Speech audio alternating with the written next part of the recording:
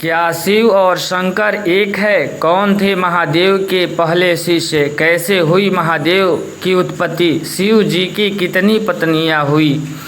आइए दोस्तों जानते हैं इस वीडियो के माध्यम से।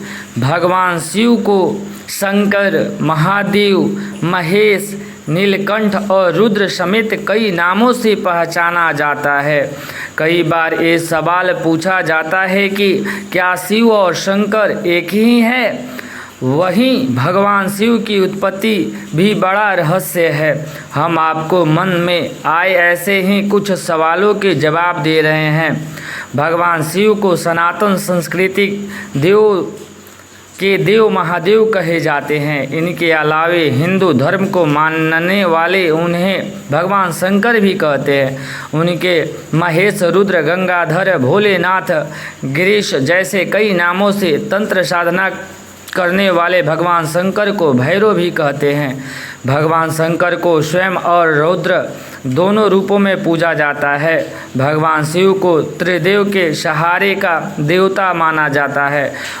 वैसे तो भगवान शिव को हमेशा कल्याणकारी माना जाता है, लेकिन वे लय और प्रलय दोनों को अपने अधीन रखते हैं। भगवान शिव सुर और असुर दोनों को समान दृष्टि से देखते हैं।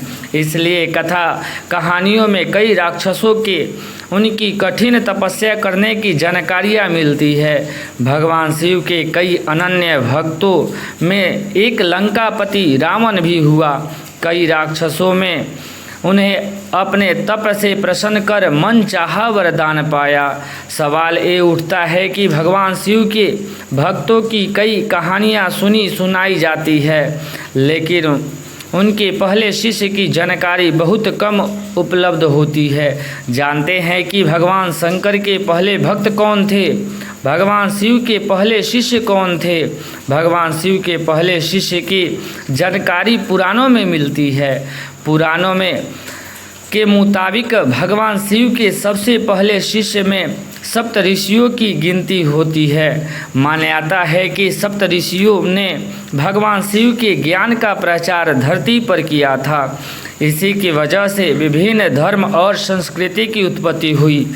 ये भी माना जाता है कि भगवान शिव ने ही गुरु शिष्य परंपरा की शुरुआत की थी। शिव के सबसे पहले शिष्यों में बृहस्पति, बिलाक्ष, शुक्र, महेंद्र, मनु, सहस्त्राक्ष और भरद्वाज समेत थे। क्या है? भगवान शिव और शंकर ज़्यादातर सनातन परंपरा के अनुयायी शिव शंकर को एक ही मानते हैं। हालांकि शिव पुराण में जिक्र किया गया है कि सबसे पहले एक प्रकाश पुंज की उत्पत्ति हुई। इस प्रकाश पुंज में ब्रह्मा और विष्णु की उत्पत्ति हुई। जब ब्रह्मा जी ने पूछा कि आप कौन है, तो पुंज से आवाज़ आई कि मैं शिव हूँ।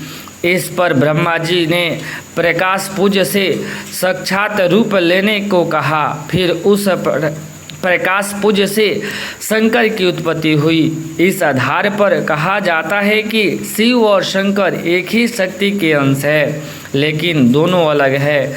दोनों फर्क इतना है कि शिव प्रकाश पुंज स्वरूप है और अब हम उनकी शिवलिंग के रूप में पूजी करते हैं, जबकि शंकर शरीर देव स्वरूप है, इनका ध्यान करते हैं। शंकर कुछ पुराणों में भगवान शंकर को शिव कहे जाते हैं, क्योंकि वे निराकार शिव के समान है। निराकार शिव को ही शिवलिंग के रूप में पूजा जाता है। ज़्यादातर जगहों पर भगवान शंकर को जोगी के रूप में दिखाया जाता है।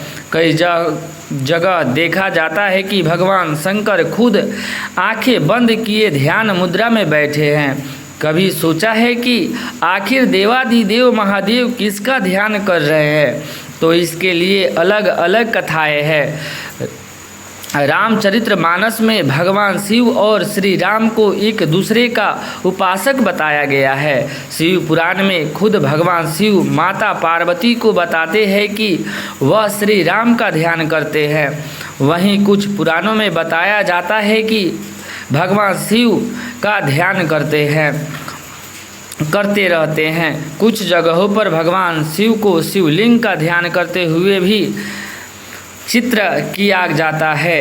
इससे साफ होता है कि शिव और शंकर दो अलग सत्ताएं हैं। भगवान शिव की उत्पत्ति कैसे हुई?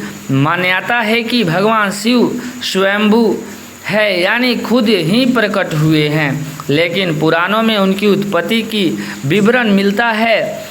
विष्णु पुराण के अनुसार जहाँ भगवान विष्णु ब्रह्मा जी की नाभि से उत्पन्न हुए थे, वहीं भगवान शिव विष्णु जी के माथे के तेज से उत्पन्न हुए।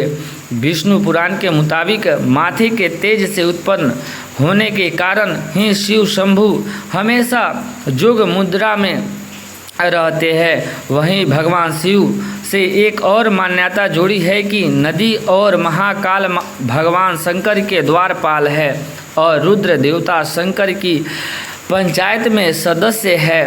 शिव की कितनी पत्नियां हैं? ज़्यादातर जगहों पर भगवान शिव की 2 पत्नियां का ही उल्लेख मिलता है। इनकी पहली देवी सती और दूसरी माता पार्वती। वहीं अगर हिंदू पौराणिक कथाओं की मान्यता तो भगवान महादेव के 1-2 नहीं बल्कि 4 विवाह किए थे। उनके सभी विवाह आदि शक्ति से ही हुए थे। भगवान शिव का पहला विवाह माता सती के साथ हुआ। वह प्रजापति दक्ष की पुत्री थी। माता सती के पिता ने जब भगवान शिव का अपमान किया तो उन्होंने जग कुंड में कूदकर भस्म कर अपने प्राण की आहुति दे दी। इसके बाद उन्होंने हिमालय की बेटी पार्वती के रूप में जन्म लिया। माता पार्वती के रूप में आदि शक्ति ने भगवान शिव की दूसरा विवाह किया। धर्म ग्रंथों में भगवान शिव की तीसरी पत्नी देवी उमा को बताया जाता है। वहीं उनकी चौथी पत्नी माँ काली को बताया